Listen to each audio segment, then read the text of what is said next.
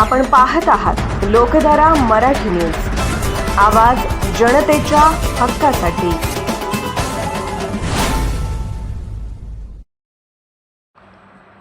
जत नगर परिषदेत लाचखोरीचा मोठा स्फोट। निवडणूक फोटोग्राफीच्या बिलासाठी 75,000ची मागणी, 50,000 स्वीकारताना प्रशासन अधिकारी एसीबीच्या जाळ्यात।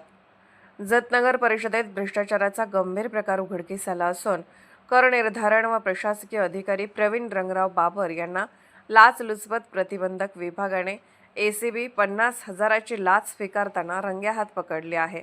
या कारवाईमुळे जत शहरात मोठी खळबळ उडाली असून नगर परिषदेच्या कारभारावर प्रश्नचिन्ह निर्माण झाले आहे। मिळालेल्या माहितीनुसार तक्रारदार यांचा फोटोग्राफी व व्हिडिओ शूटिंगचा व्यवसाय असून सन 2025 मधील जत नगर परिषदेच्या सार्वत्रिक निवडणूक प्रक्रियेसाठी फोटो व व्हिडिओ शूटिंगचे काम त्यांना निविदेद्वारे मिळाले होते। या कामाचे 3,41,922 रुपयांचे बिल प्रवीण बाबर यांनी मंजूर करून लेखा शाखेकडे पाठवले होते। त्यानंतर संबंधित रकमेचा धनादेश तक्रारदारास अदा करण्यात आला होता। मात्र हे बिल मंजूर करून दिल्याचा मोबदला म्हणून प्रवीण बाबर यांनी तक्रारदाराकडे 75,000 लाचेची मागणी केल्याचा आरोप आहे। याबाबत तक्रारदाराने 10 जून 2026 रोजी सांगली लाचलुचपत प्रतिबंधक विभागाकडे तक्रार दाखल केली होती। तक्रारीनंतर एसीबीने त्याच दिवशी पडताळणी कारवाई केली असता अधिकाऱ्याने 75,000च्या लाचेची मागणी केल्याचे निष्पन्न झाले। त्यानंतर तडजोडी अंती 50,000 रुपये स्वीकारण्यास त्याने संमती दर्शवल्याचे तपासात स्पष्ट झाले। यानंतर लाचलुचपत प्रतिबंधक विभागाने सापळा रचला। जत नगर परिषदेखालील यशोदा फोटो स्टुडिओमध्ये तक्रारदाराकडून 50,000ची लाच स्वीकारताना प्रवीण रंगराव बाबर वय 32 यांना एसीबीच्या पथकाने रंगेहात पकडले। कारवाई दरम्यान आवश्यक पुरावे हस्तगत करण्यात आले असून पुढील तपास सुरू आहे।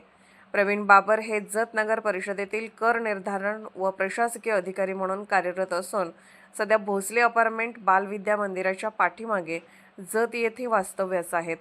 त्यांचे मूळ गाव कामेरी, तालुका वाळवा, जिल्हा सांगली आहे। त्यांच्या विरोधात जत पोलीस ठाण्यात भ्रष्टाचार प्रतिबंध अधिनियम 1988 चे कलम 7 अन्वये गुन्हा दाखल करण्याची प्रक्रिया सुरू आहे। या धडक कारवाईमुळे जत नगर परिषदेत एकच खळबळ उडाली असून नागरिकांमध्ये संताप व्यक्त होत आहे।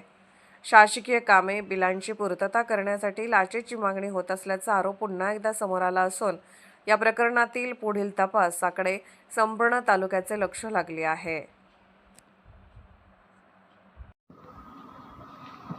लोकधारा मराठी न्यूजला लाईक करा, शेअर करा आणि सबस्क्राईब करा।